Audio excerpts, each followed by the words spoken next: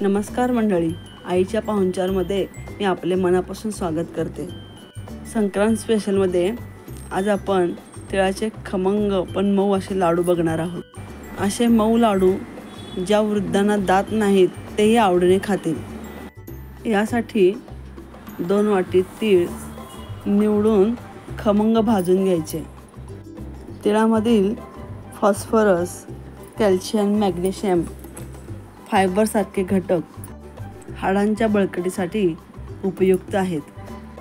थंडीच्या दिवसात तिळाचे अनेक पदार्थ करून खाल्ले जातात। आता हे तीळ खमंग भाजून झाले आहेत। भाजलेले तीळ एका ताटात काढून घ्यायचे आणि त्याच कढईत 1 वाटी शेंगादाणे भाजायला घ्यायचे। शेंगादाणे छान खमंग भाजून घ्यायचे। शेंगादाण्यामध्ये खराब कोलेस्ट्रॉल कमी करण्याचे गुणधर्म असल्यामुळे हृदयविकाराचा धोका कमी राहतो। शेंगादाणे थंड झाल्यावर सोलून घ्यायचे। चिरलेला गूळ 2.5 वाटी घ्यायचा। गुळाच्या सेवनाने ऊर्जा वाढते तसेच कफविकार कमी होतो। आता हे सर्व साहित्य थोडं थोडं करून मिक्सरवर बारीक करून घ्यायचं। 1 टीस्पून वेलची पावडर घालून हे मिक्सरवर बारीक करून घ्यायचं। मी या लाडूचे साहित्य डिस्क्रिप्शन बॉक्समध्ये दिले आहे। आता हे मिश्रण एका बाउलमध्ये काढून घ्यायचं।